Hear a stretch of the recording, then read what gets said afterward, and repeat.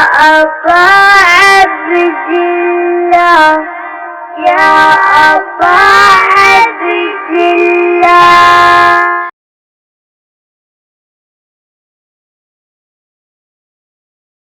اعوذ باللہ من الشیطان الرجیم بسم اللہ الرحمن الرحیم الحمد للہ الذی لا یبلغ مدحتہ القائلون ولا یحصی نعماءہ العادون ولا یعدی حقہ المجتہدون الذی لیس لصفتہ حد محدود ولا نعت موجود ولا وقت معدود ولا اجل ممدود فطر الخلائق بقدرته ونشر الرياح برحمته الصلاة والسلام على الرسول المسدد المصطفى العمجد المحمود الأحمد سیدنا و مولانا و مولا الکونین جد الحسن والحسین معانی ابو القاسم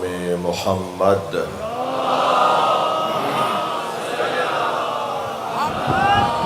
وآلہ الطیبین الطاہرین المعصومین الذین قال اللہ انما یرید اللہ لیذہب عنکم الرجس اہل البیت ویطہرکم تطہیرا.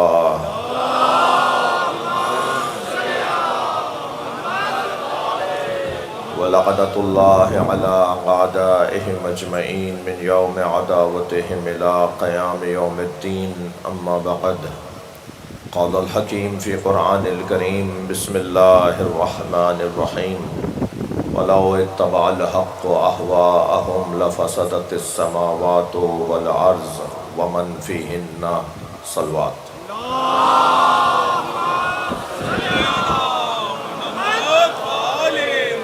اس سے بلند صلوات ہدیہ کر.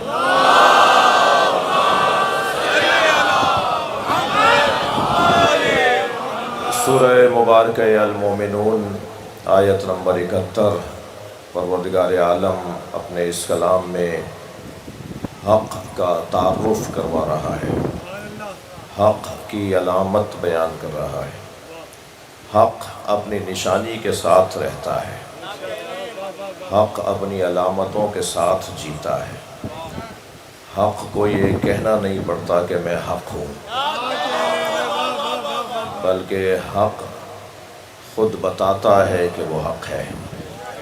اس کی عادات بتائیں گی، اس کے صفات بتائیں گے، اس کے آثار بتائیں گے کہ حق آ گیا.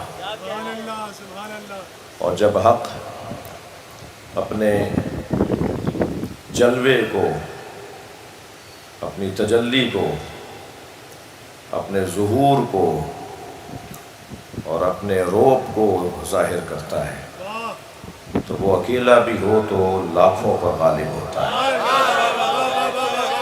وہ کسی پھٹے بوریے پر بھی بیٹھا ہو، وہ ٹوٹے جھلنگے پر بھی بیٹھا ہو، اس کی عبا میں بھی بے بند ہوں، اس کی جوتیوں میں بھی بند لگے ہوئے ہوں، وہ بظاہر ایک لاغر سے سواری پر سوار ہو، مگر وہ اپنی جگہ مکمل لشکر ہوتا ہے. اس حق نے اپنا تعارف کچھ اس انداز سے کروایا کہ لو اجتمع العرب علی قتالی. حق پھر اپنی شان ایسے بیان کرتا ہے کہ اگر سارا عرب مجھے مارنے کے لیے جمع ہو جائے لما ولی تو پشت دکھا کر نہیں جاؤں گا.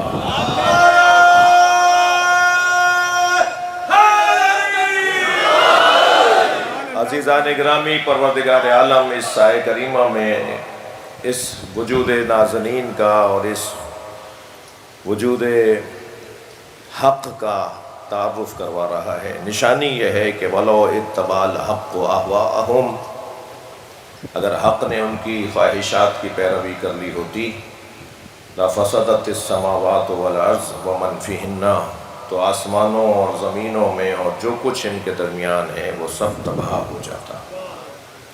مگر زمین رکی ہوئی ہے، آسمان ٹھہرا ہوا ہے، یہ پوری کائنات اپنے تمام تر آب و تاب کے ساتھ سانس لے رہی ہے، تو ماننا پڑے گا کہ قاعدے کے مطابق حق نے کسی کی خواہشات کی پیروی نہیں کی۔ عزیزو، لولا الحجہ، اگر حجت خدا نہ ہو لساخت الارض علی اہلہا، تو اگر حجت خدا نہ ہو تو زمین اپنے اہل کو کھا جائے۔ یہ زمین پھٹ پھٹ کر اپنے اہل کو نہیں کھا رہی، اس کا مطلب یہ ہے کہ کوئی اس کا صاحب ہے، کوئی اس کا مالک ہے، کوئی اس کے اوپر حجت خدا ہے، اس کی بقا کا ضامن کوئی ہے۔ کسی کی وجہ سے زمین ٹھہری ہوئی ہے، کسی کے سبب سے یہ امن و امان باقی ہے۔ لہذا کل تک کی گفتگو یہ رہی کہ وہ جو حق ہے وہ ہمیشہ سربلند رہتا ہے، اس کے انتخاب کا حق اسی کو ہے جو اس کا خالق ہے۔ اس کا انتخاب وہ لوگ نہیں کر سکتے کہ جو کسی کے دل کے حال سے آشنا نہ ہو۔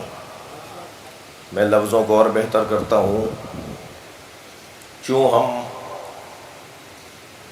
امام کا انتخاب نہیں کر سکتے، ہم اپنے لیے اپنا رہنما کیوں نہیں چن سکتے، ہم اپنا ہادی خود سے کیوں نہیں منتخب کر سکتے، ہمیں حق کیوں نہیں ہے کہ ہم اپنا الہ خود طے کر لیں کہ ہمارا اللہ کون ہے، ہمیں حق کیوں نہیں ہے کہ ہم ہادی مطلق اللہ کو منتخب کر لیں، ہمیں یہ حق حاصل نہیں ہے۔ بات ہو چکی، میں اپنے روز آنے والے دوستوں کے وقت کو اس مضمون پہ دوبارہ مکررن نہیں روکنا چاہوں گا۔ اللہ کے نبی کا انتخاب بھی ہمارا کام نہیں ہے، ہم نبیوں اور رسولوں کو منتخب نہیں کر سکتے۔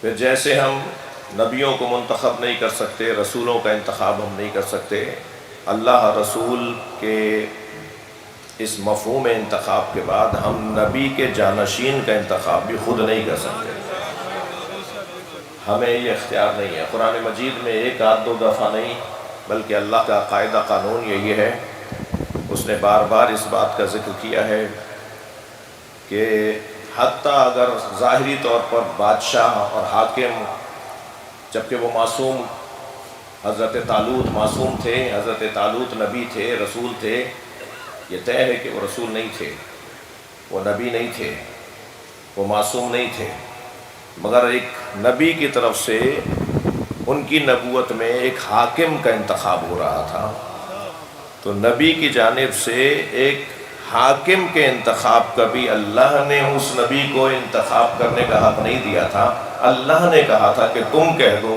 کہ میری جانب سے یہ تمہارا حاکم ہے، جبکہ وہ نہ نبی ہے۔ صلوات پڑھیں ذرا محمد و آل محمد۔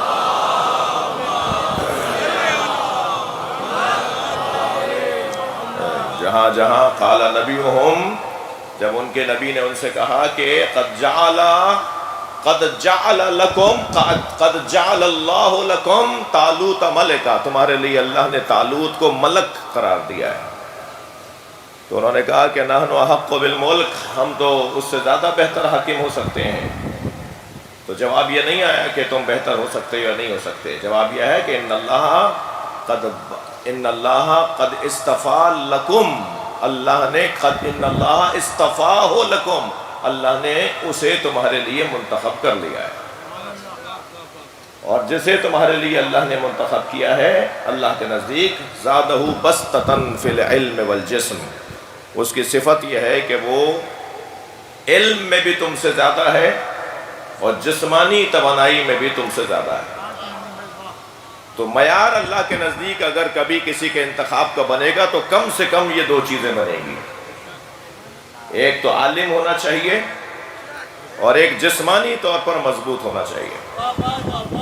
جو علمی طور پر اپنے زمانے میں سب سے بڑا وجود ہو، وہ حق رکھتا ہے کہ وہ لوگوں پر حکمرانی کرے، خاص طور پر جب نبی کی طرف سے اور اللہ کی طرف سے کوئی بنایا جا رہا ہو، عزیزان گرامی، اور یا جسمانی طور پر وہ مضبوط ہو۔ تو کل تک ہماری یہ بات بہت ہی روشن تھی، آپ محترم سننے والوں نے توجہ سے اس بات کو، اس مفہوم کو بہت تفصیل سے سنا۔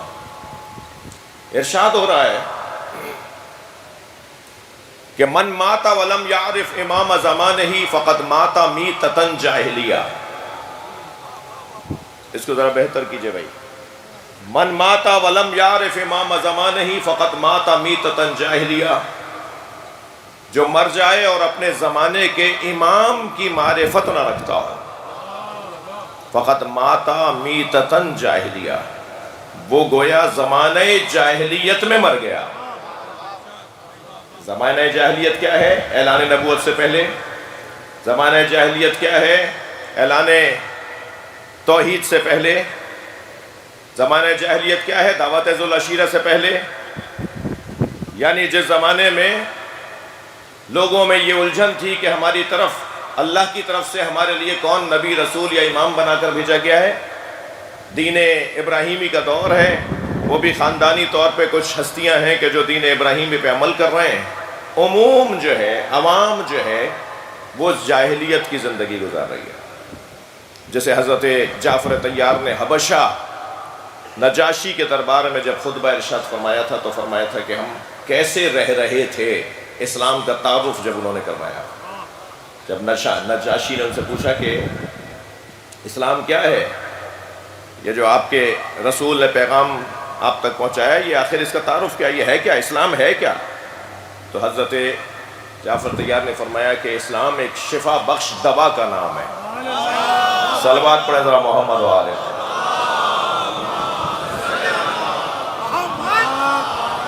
فرمایا کہ ہم ذرا سی بات پر، معمولی سی بات پر صدیوں سال ہائے سال ایک دوسرے کا خون بہاتے رہتے تھے۔ ہمارے ہاں بیٹیوں کو ذلیل، خواتین کو حقیر جانا جاتا تھا۔ ہمارے ہاں پڑوسیوں کے لیے کوئی حقوق نہیں تھے۔ ہم ایک دوسرے کے لیے موت بن کر ایک دوسرے کے ساتھ رہتے تھے۔ کوئی تہذیب، کوئی اقدار، کوئی اخلاقیات ہمارے یہاں حاکم نہیں تھے۔ ہم بظاہر انسان کہلاتے تھے مگر ہمارے یہاں جانوروں سے زیادہ بے ہنگمی تھی اور حیوانیت کا دورہ تھا۔ ایسے میں ایک وجود سامنے آتا ہے اور اس نے آ کر کہا میں اللہ کا رسول ہوں اور اللہ نے تمہارے لیے مجھے بھیجا ہے اور اللہ نے تمہارے لیے مجھے یہ کہہ کر بھیجا ہے۔ پھر اس پر قرآن کی آیات نازل ہونے لگیں اور پھر اس نے ان آیات کو پڑھ کر ہمیں آدمی اور گوشت کے لوٹھڑے سے انسان بنا ڈالا۔ تو وہ جو زمانے جاہلیت جو ابھی، صلوات پڑھیں ذرا محمد و آلہ۔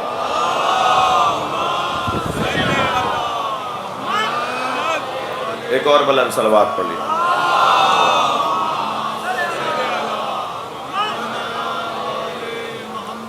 اس سے بلند صلوات۔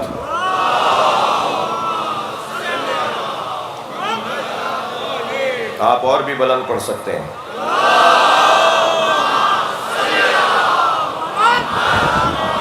ماشاءاللہ بہت بڑا مجمع ہے، مکمل تقریباً شرکت بھرپور ہے، اس سے اور بلند صلوات۔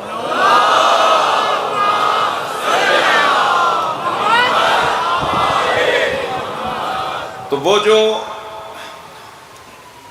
امام جس کی معرفت کے بغیر گویا مرنے والا، وہ جاہلیت کی موت مر رہا ہے، گویا زمانہ جاہلیت کی موت مر رہا ہے۔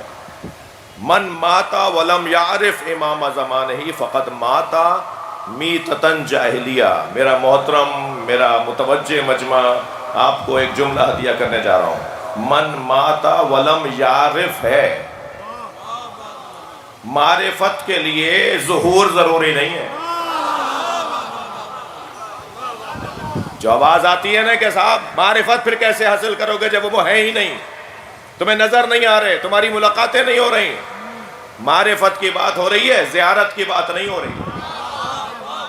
کتنے ہی لوگ تھے جنہیں زیارت ہوتی تھی مگر معرفت نہیں تھی، اور کتنے ہی لوگ ہیں جنہیں زیارت نہیں ہوتی مگر معرفت ہے۔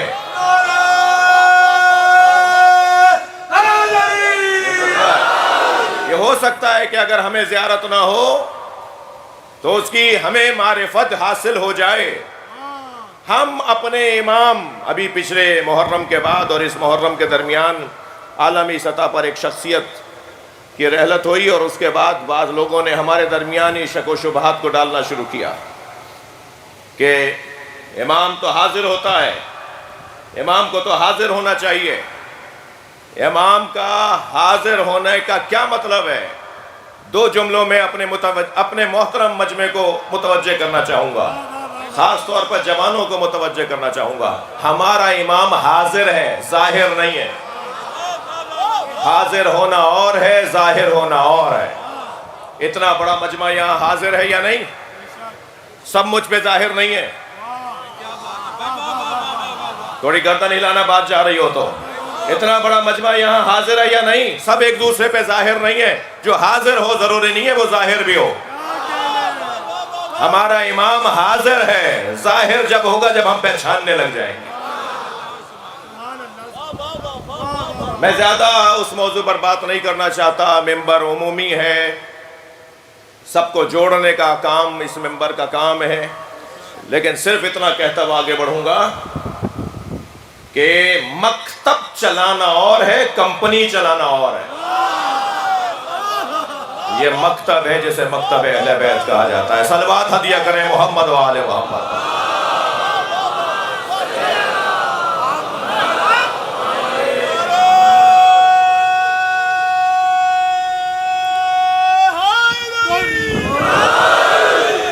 جی ابھی اعلان کر دیجئے کہ 10 لاکھ فیملیز کو ہر مہینے مثلاً 20,000 روپے مہینہ ملے گا 10 لاکھ فیملیز کو۔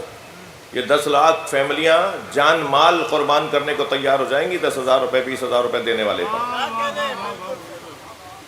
کمپنی اور ہے بھائی، تنخواہیں اور ہیں۔ صلوات پڑھیں ذرا محمد و آل محمد۔ اللہم صلی علی، اللہ کرے میری بات گئی ہو، اس سے بلند صلوات پڑھیں۔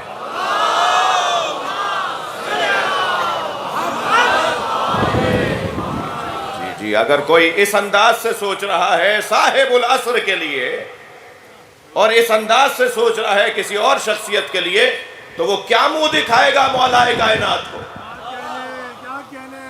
کیا مولا کائنات کے زمانے میں بھی ایسا ہی تھا؟ جی کہا شام کے حاکم سے، بات کر چکا ہوں میں، اس کی تکرار نہ ہو، ایک جگہ کر چکا ہوں کہ کتنے لوگ تمہاری اطاعت کرتے ہیں؟ کہا کہ یہ سب میری اطاعت کرتے ہیں۔ کہا کیسے طے ہوگا کہ تمہاری اطاعت کرتے ہیں؟ حکم نامہ جاری کر دیا کہ آج کے بعد، معاف کیجئے گا مجھے یہ تاریخ کا عجیب صفحہ ہے، آج کے بعد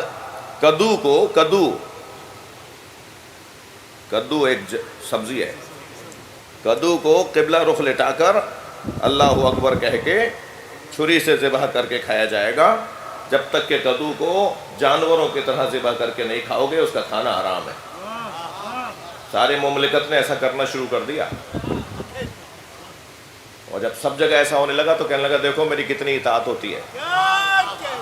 اور یہ خبر جب میرے مولا علی تک پہنچی تو حضرت نے فرمایا جیسے کدو تم پہلے کھاتے تھے ایسے ہی کھاؤ، مگر ہوشیار رہو کہیں شیطان تمہاری عقل کو ذبح نہ کر دے۔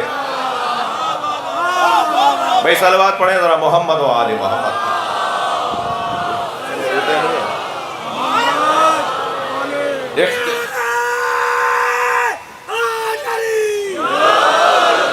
اختیارات کے ساتھ جینے کا حق دینا اور ہے، عقل اور عقلائی انداز سے جینے کا حق دینا اور ہے، با اختیار معاشرے کو لے کے چلنا اور ہے۔ من ماتا ولم یعرف امام زمانہ فقط ماتا میتۃ جاہلیہ، جو مر جائے اور اپنے زمانے کے امام کی معرفت نہ رکھتا ہو وہ گویا جاہلیت کی موت مرا۔ جی بلائی مجمع ہے، فضائل کا مزاج رکھنے والا مجمع ہے۔ وَإِن لَمْ تَفْعَلْ فَمَا بَلَّغْتَ رِسَالَتَهُ، غدیر کے میدان میں اللہ نے اپنے حبیب سے کہا تھا اگر آپ نے یہ کام نہ کیا تو گویا ان تک آپ کی رسالت ہی نہیں پہنچی۔ یعنی جن تک یہ بات نہ پہنچے جو آپ کہنے جا رہے ہیں سرکار، اگر یہ والی بات نہیں پہنچی، یہ بات نہیں پہنچائی، آپ نے یہ پورا عمل نہیں کر کے دکھایا، تو گویا کیا ہوا؟ فما بلغت رسالتہ، گویا ان تک رسالت ہی نہیں پہنچی۔ اس آیہ کریمہ میں ایک پیغام تو یہ ہے کہ جن تک ولایت علی نہ پہنچے ان پہ رحم کھاؤ، ان پہ مہربانی کرو، ان سے محبت کرو، ان تک محمد رسول اللہ پہنچاؤ۔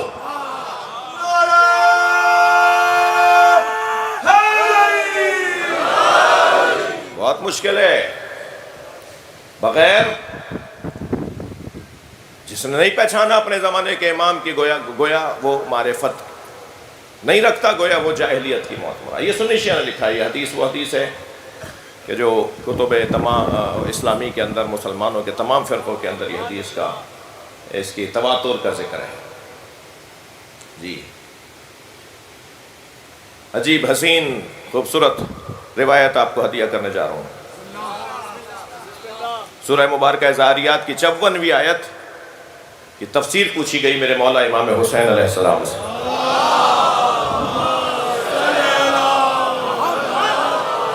وَمَا خَلَقْتُ الْجِنَّ وَالْإِنسَ إِلَّا لِيَعْبُدُونَ۔ تھکے ہوئے تو نہیں ہے؟ سن رہا ہے میرا محترم مجمع؟ وَمَا خَلَقْتُ الْجِنَّ وَالْإِنسَ إِلَّا لِيَعْبُدُونَ۔ وَمَا خَلَقْتُ الْجِنَّ، اور نہیں خلق کیا میں نے جنوں کو، وَالْإِنسَ انسانوں کو، إِلَّا لِيَعْبُدُونَ مگر اس لیے خلق کیا کہ وہ عبادت کریں۔ یہ کتنی مشہور حدیث آیت ہے، کتنی مشہور آیت ہے سورہ ذاریات کی۔ وَمَا خَلَقْتُ الْجِنَّ وَالْإِنسَ إِلَّا لِيَعْبُدُونَ۔ اس آیت کی تفسیر پوچھی امام حسین کے اصحاب نے۔ روایت کہتی ہے کہ خرج الحسین علی اصحابہ، حضرت نے فرمایا کہ میں سب کو جمع کروں، میں کچھ خطاب کرنا چاہتا ہوں۔ جب سب جمع ہوئے تو حضرت نے پھر خطاب ارشاد فرمایا کہ ما خلق اللہ خلقا الا لیعرفوہ، اللہ نے کسی بھی مخلوق کو خلق نہیں کیا مگر اس لیے تاکہ وہ اللہ کی معرفت حاصل کرے۔ وما خلقت الجن والانس الا لیعبدون کی تفسیر فرما رہے ہیں امام حسین۔ ما خلقت خلقا ما خلق اللہ خلقا الا لیعرفوہ، اللہ نے کسی کو خلق نہیں کیا مگر اس لیے کہ وہ اللہ کی معرفت حاصل کرے۔ اذا عرفوہ، امام حسین فرما رہے ہیں اذا عرفوہ عبدوہ، جب وہ پہچان لیں گے تو اللہ کی عبادت بھی کریں گے۔ وَإِذَا عَبَدُوهُ اسْتَغْنُوا عَنْ عِبَادَتِ غَيْرِ اللَّهِ، اور جب وہ اللہ کی عبادت کرنے لگیں گے تو غیر خدا کی عبادت سے مستغنی ہو جائیں گے۔ قام رجل فقال بِأَبِي أَنْتَ وَأُمِّي يَا ابْنَ رسول اللہ، ان اصحاب میں سے ایک صحابی کھڑے ہو گئے اور آواز دے کر کہا میرے ماں باپ آپ پر فدا ہے فرزند رسول۔ فَبِمَا مَعْرِفَةُ اللَّهِ، معرفت اللہ کیسے ہوگی، اللہ کی معرفت کیسے حاصل ہوگی؟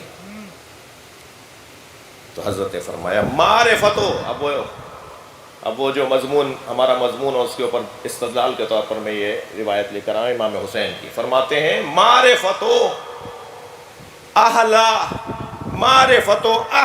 کل زمان امامہم، ہر شخص اپنے زمانے کے امام کو پہچان لے تو گویا اللہ کی معرفت حاصل کرے۔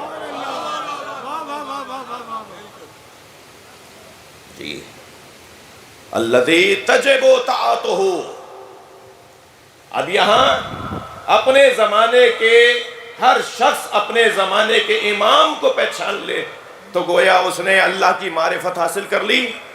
امام کو پہچاننے کا کیا مطلب ہے؟ پہلے امام علی علیہ السلام، دوسرے امام حسن علیہ السلام، تیسرے امام حسین علیہ السلام، اسے معرفت کہتے ہیں۔ 12 اماموں کے نام یاد کر لیے، کیا یہی کافی ہے؟ یہ معرفت نہیں ہے. الذی تجب طاعتہ، امام کی معرفت کا مطلب یہ ہے کہ اپنے اوپر اس امام کی اطاعت کو واجب سمجھے. صلوات پڑھیں ذرا محمد و آل محمد.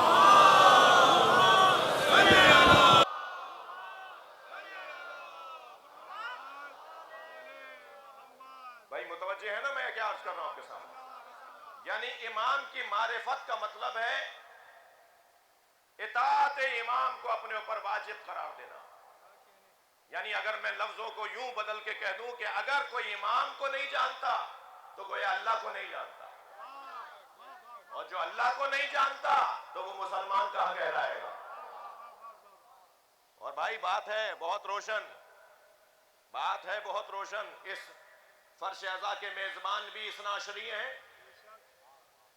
یہاں تلاوت کرنے والا بھی اثنا عشری ہے، یہاں مرثیہ پڑھنے والا بھی اثنا عشری ہے، یہاں کا خطیب بھی اثنا عشری ہے، یہاں زیارت جو ابھی پڑھیں گے وہ بھی اثنا عشری ہیں. اس کے میزبان اثنا عشری ہے، لہذا ہم اپنا موقف دینے کا حق رکھتے ہیں. معقول بات نہ ہو، معقول بات نہ ہو تو رد کرنے کا آپ کو حق ہے، مگر یہ چڑھنا، یہ بلبلانا. صلوات پڑھیں ذرا محمد و آل محمد.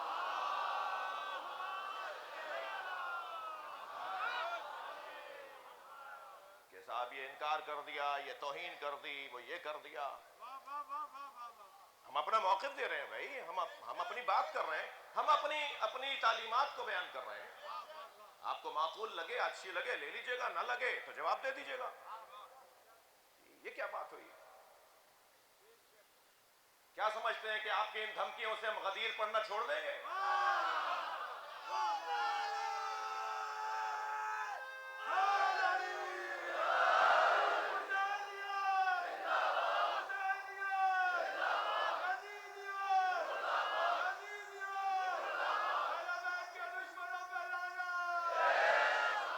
نہیں، یہی تو جہاد ہے بھائی.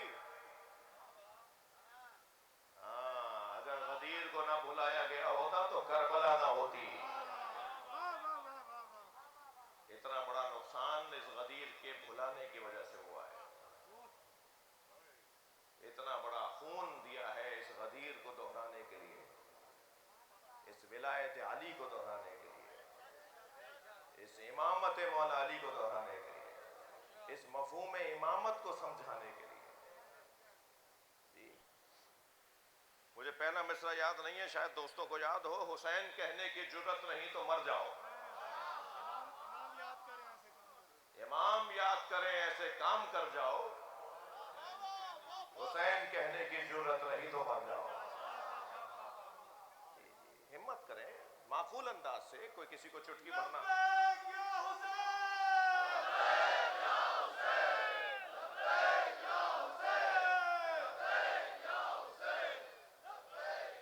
بلند صلوات.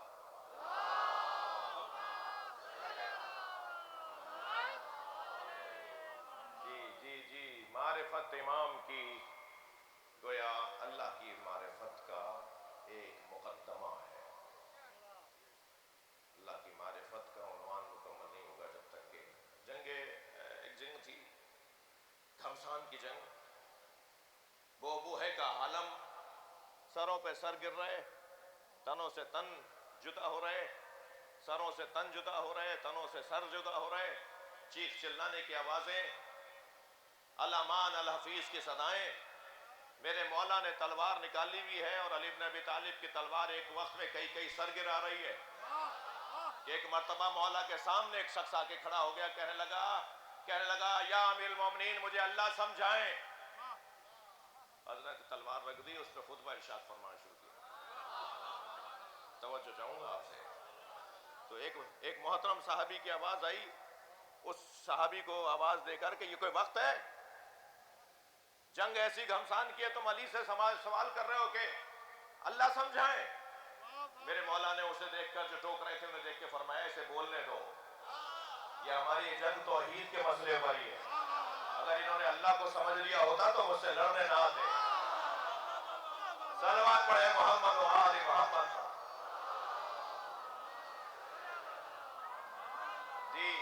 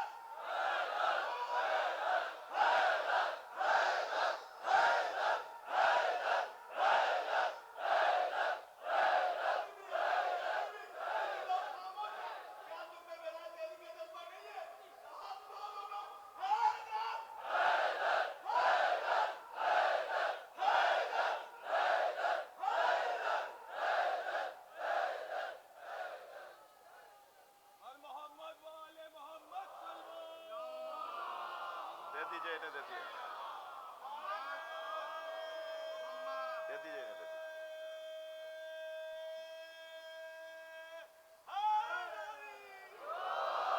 بلند صلوات دیے میرے نبی۔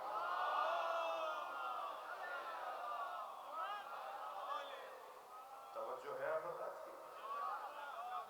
بات بہت واضح ہے، بات بہت واضح ہے۔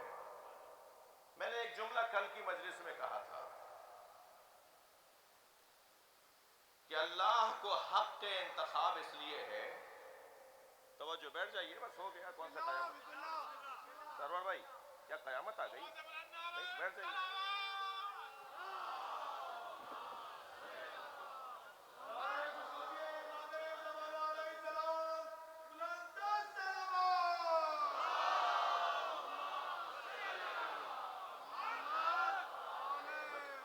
ایک اور بلند صلوات۔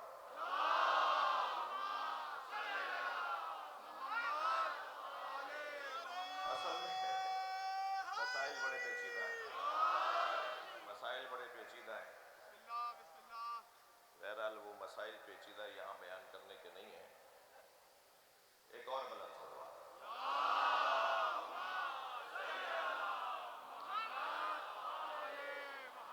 اور بلند صلوات۔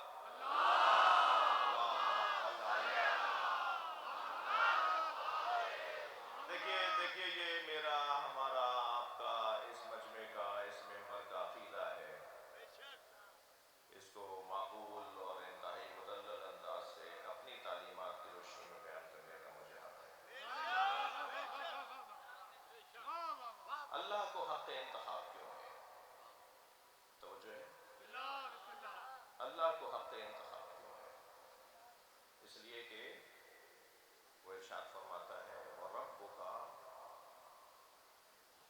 بھائی بس کریں نا، بھائی حسن بھائی بس کریں، بس کریں، بس کریں۔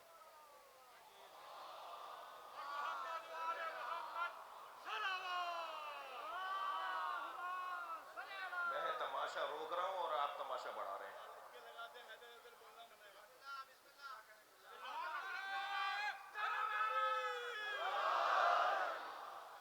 دنیا کون کون دیکھ رہی ہے، کہاں کہاں تک بات جا رہی ہے، کیوں خامخواہ مسئلے کو؟ ہو گئی بات، ایک ہو گئی۔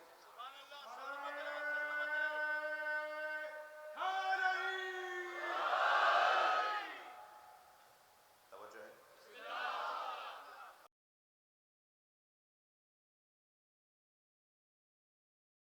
آپ نے کبھی غور فرمایا کہ امام کو، حجت خدا کو انتخاب کرنے کا عوام کو کیوں حق نہیں ہے؟ قرآن نے بتا کے فرمایا وَرَبُّكَ يَخْلُقُ وَيَخْتَارُ، اللہ ہی خلق کرتا ہے اور اللہ ہی منتخب کرتا ہے۔ اچھا، اللہ کیوں منتخب کرتا ہے؟ اس لیے کہ رَبُّكَ يَعْلَمُ مَا تُكِنُّ صُدُورُهُمْ، اللہ جانتا ہے کہ دلوں میں کیا گزر رہا ہے۔ بھائی اللہ دلوں کے راز جانتا ہے نا، تو اسی کو حق ہے کہ وہ انتخاب کرے جو دلوں کے راز جانتا ہو۔ اب جو دلوں کے راز نہیں جانتا اسے انتخاب کا حق بھی نہیں ہے۔ اب سوال میرا یہ ہے، آپ محترم سننے والوں سے ایک لمحہ فکریہ ہے جو اس بحث میں اور اس بیان کے اندر ایک منزل پر میں لے کر آیا ہوں، وہ یہ کہ جس امام کی معرفت گویا اس کی اطاعت کے وجوب کے مترادف ہے، یعنی امام کی معرفت کا مطلب ہی نہیں ہے مگر یہ کہ اس کی اطاعت واجب ہے، ایسا ہی ہے؟ یعنی میں نے اب تک یہی بات کی آپ سے، یعنی امام کی اطاعت واجب ہونا گویا اس کی معرفت ہے۔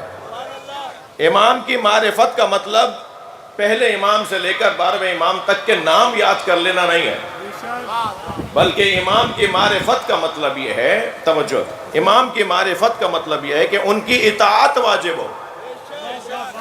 اب دیکھیے، جس کی اطاعت واجب ہے، جس کی اطاعت واجب ہے، اس کے لیے یہ کتنا روشن پیغام ہے کہ وہ مطاع مطلق ہے، یعنی جو وہ کرے گا، جو وہ کہے گا، اسے ماننا لازم ہے.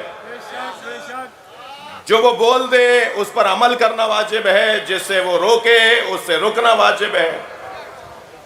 یعنی جس کی زندگی کے مطابق میری اور آپ کی زندگی گزرے تو گویا میں نے اپنے زمانے کے امام کی معرفت حاصل کر لی، اور گویا میں نے نبی کی نبوت کو سمجھ لیا، اور گویا میں نے اللہ کی توحید کو مان لیا. تو کیا اب اسی امام کا حق نہیں ہے کہ وہ قسیم النار والجنہ کہلائے؟ کیا اب اسی امام کا حق نہیں ہے؟ یعنی اب اگر میں یوں کہہ دوں کہ وہ کسی کو اشارے کر کر کے کہے، یا جنت سے اشارے کر کے کہے کہ یہ تیرا ہے، اور دوزخ سے کہے یہ تیرا ہے، یہ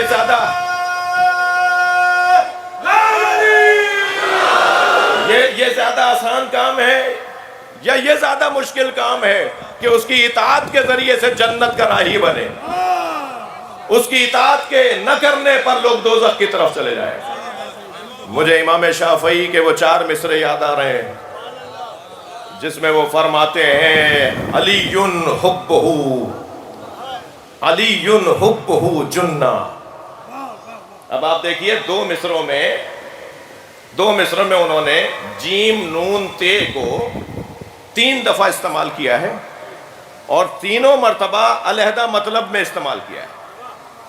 علی حبہ الجنہ، علی حبہ جنہ. علی وہ ہے جس کی محبت دوزخ کی ڈھال ہے.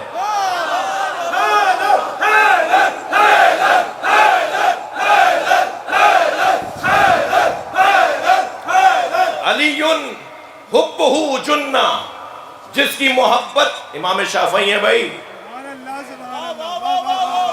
ہاں، 4 بڑے ہمارے بھائیوں کے بڑے ناموں میں ایک نام امام شافعی. فرماتے ہیں علی وہ ہے کہ جس کی محبت جنہ یعنی ڈھال، سپر ہے، ڈھال ہے، اس تک دوزخ کی آگ نہیں پہنچے گی جس کے دل کا مالک علی ہو. علی حبہ جنہ قسیم النار والجنہ. بھئی یہ مصرے کے اس دوسرے حصے کی خاطر میں آپ کو 2 شعر سنا رہا ہوں، 2 مصرے سنا رہا ہوں. پہلے مصرے کے اندر فرماتے ہیں علی حبہ جنہ قسیم النار والجنہ. امام شافعی نے فرمایا ہے کہ علی جنت و دوزخ کا بانٹنے والا ہے. ان کی اطاعت کرو گے تو جنت، ان سے بغاوت کرو گے تو دوزخ. میرے مولا امام علی رضا علیہ السلام صلوات ہدیہ کریں مولا کی ذات.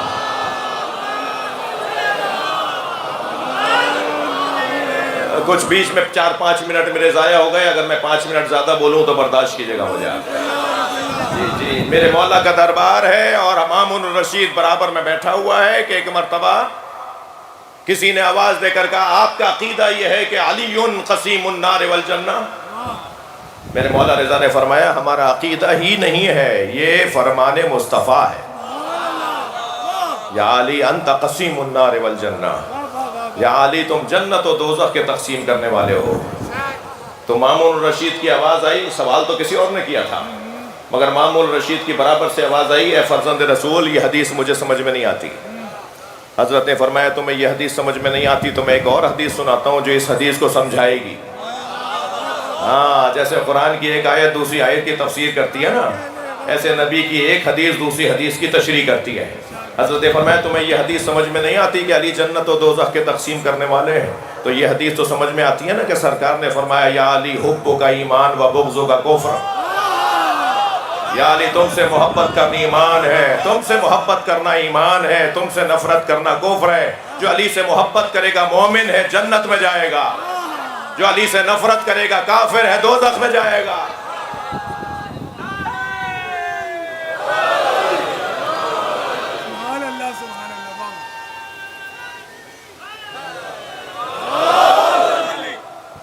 توجہ کر لی؟ فرماتے ہیں علی حبہ جنہ قسیم النار والجنہ وسیع المصطفیٰ حقا امام الانس والجنہ. امام شافعی فرما رہے ہیں جنہ جنہ اور جنہ، یہ شعری ذوق بھی ہے نا. جنہ یعنی ڈھال، جنہ یعنی جنت، جنہ یعنی جن. امام الانس والجنہ، علی وہ ہے جو انسانوں اور جنوں کا امام ہے، جو انسانوں اور جنوں کا امام ہو، جو قسیم النار والجنہ ہو، وہ ہے کہ جس کی اطاعت واجب ہے.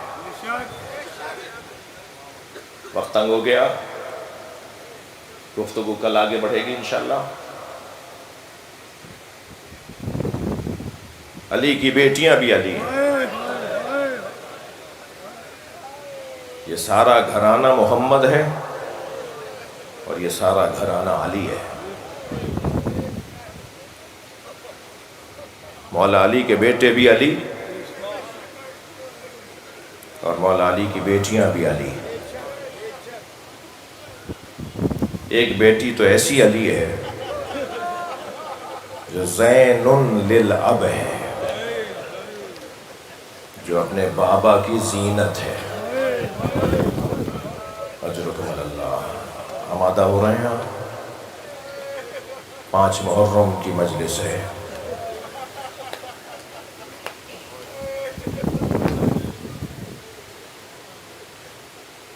تین سال کا سن ہے جناب زینب کا.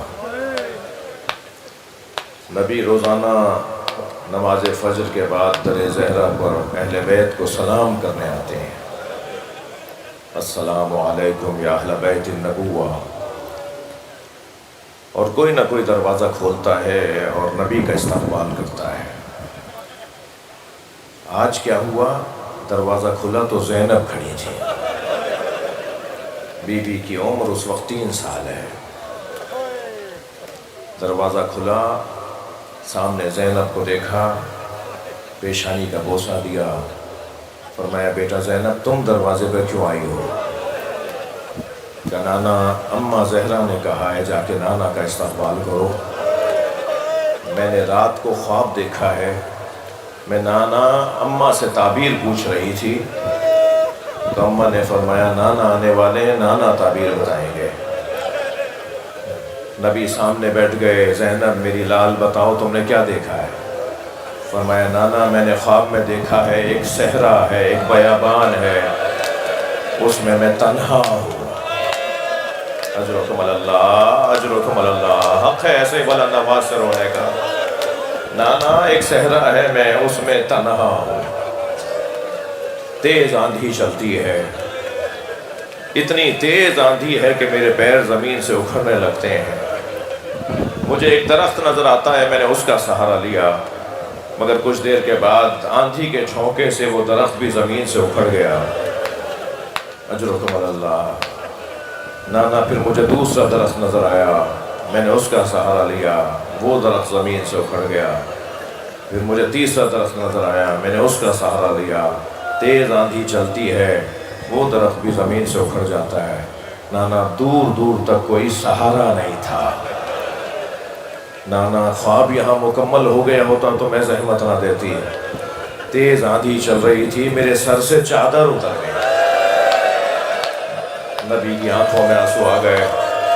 فرمایا زینب تمہارے 3 سہارے ہیں، تمہارا بابا علی تمہارا سہارا، تمہارا بھائی حسن تمہارا سہارا، تمہارا بھائی حسین تمہارا سہارا. زینب ایک بیابان ہوگا جسے کربلا کہتے ہیں، وہاں تمہارے سر سے چادر اتر جائے گی. رونے والوں میں آپ سے پوچھ لوں جس زینب کے عباس جیسا بھائی ہو. اللہ آپ کو شام لے جائے، اللہ شام کے حالات میں بھی بہتری عطا فرمائے. جو وہاں عزاداری میں مسائل ہیں، اللہ ان عزاداروں کی غیب سے مدد فرمائے. مسلمانوں کو ہوش عطا فرمائے، سمجھداری عطا فرمائے. چلیے کچھ دیر کے لیے شام میرے ساتھ چلیے، اپنے ذہنوں کو لے چلیے. وہاں 2 بیویوں کے مزار ہیں نا، ایک جناب زینب کا مزار ہے اور ایک 4 سالہ بچی کا مزار ہے جو امام حسین کے سینے پہ سوتی تھی تو اسے نیند آتی تھی. دونوں بیویوں کو سلام کرنے جائیں گے نا آپ انشاءاللہ. جب جناب زینب کو سلام کرنے جائیں نا تو زیارت نامہ ضرور پڑھیے گا. زیارت نامے کے پہلے صفوں پہ لکھا ہوا ہے سلام ہو اس بیوی پر جسے 11 محرم کو بے کجاوا اونٹ پر بٹھایا جانے لگا تو اس نے نہر کی طرف رخ کر کے آواز دی عباس تم نے مجھے مدینے میں سوار کیا تھا، اب زینب ہے اجرکم اللہ اجرکم اللہ کہ جسے کوئی کربلا میں سوار کروانے والا نہیں۔ بڑا جگر ہے اس بی بی کا۔ اس بی بی کے لقبوں میں ایک لقب ہے مصیبتوں کا کعبہ۔ جس کے گرد مصیبتیں طواف کر رہی ہوں نا اسے کہتے ہیں زینب کبریٰ۔ اللہ آپ کو اس کا اجر عطا فرمائے۔ اس بی بی کے پاس تو بہت کمائی ہے، سارے بچے اسی بی بی کے بچے ہیں۔ علی اکبر کو بھی تو اسی نے پالا ہے، عباس کے لیے بھی تو یہی سہارا اور یہی مربیہ ہے، یہی ماں بن کے رہی ہے نا۔ لیکن عزادارو میرا دل کہہ رہا ہے کچھ دیر میرے ساتھ آ جائیے، 2 بچوں کا ماتم ہے، ایک کون کہتے ہیں، ایک کو محمد۔ دونوں شہزادوں کو میری بیوی نے تیار کر کے روانہ کیا، جاؤ جا کے ماموں پہ جان قربان کر دو۔ اور اون و محمد جب میدان کربلا میں اترے ہیں تو دونوں نے اس انداز سے اپنا جہاد کیا ہے۔ جب بھیجا تھا نا جناب زینب نے تو روانہ کرتے ہوئے فرمایا تھا کہ تم کیوں کہو کہ شیر خدا کے ولی کے ہیں، فوجیں پکار اٹھیں کہ نواسے علی کے ہیں۔ وہ لوگ بولیں کہ یہ کون آئے ہیں، انہیں پتہ چلنا چاہیے تمہاری تلوار سے کہ تم علی کے نواسے ہو۔ جہاد کرتے کرتے دونوں بچوں کی خبر آئی کہ دونوں بچے لڑتے لڑتے نہر فرات کے کنارے چلے گئے، تو بے چینی سے دیوری پر آ گئیں اور جناب فضہ سے کہا فضہ عباس کو بلا لاؤ۔ جناب عباس آ کے کھڑے ہوئے، آقا زادی آپ نے مجھے یاد کیا۔ عباس بس اتنا جا کے ان بچوں کو آواز دے دو کہ اے اون و محمد تم لڑتے لڑتے جہاں چاہو جاؤ مگر یاد رہے سکینہ پیاسی ہے، علی اصغر پیاسا ہے، میرا بھائی حسین پیاسا ہے، اجرکم اللہ۔ آپ نے گریہ کر لیا، مجلس ہو گئی عزادارو۔ دونوں شہزادوں نے اپنا جہاد کیا اور آخر زخموں کی تاب نہ لا کے گھوڑوں سے گرنا شروع ہوئے۔ امام حسین نے دونوں بچوں کے جنازے اٹھائے اور لائے ہیں گنج شہیدہ کی طرف۔ ساری بیویوں نے استقبال کیا مگر ان بچوں کی ماں نظر نہیں آئی۔ معلوم ہوا خیمے کی پشت پر میری بیوی سجدے کی حالت میں ہے اور تسبیح پڑھ رہی ہیں، شکران شکرا یا اللہ تیرا شکر ہے تو نے میری قربانی کو قبول کر لیا۔ اللہ لعنت اللہ علی الظالمین۔ یا اللہ ان آوازوں پر رحمت نازل فرما، رونے والوں کی توفیقات میں اضافہ فرما، ہم سب کی عاقبت بخیر فرما، امور مسلمین کی اصلاح فرما، امام زمانہ کے ظہور میں تاجیل فرما۔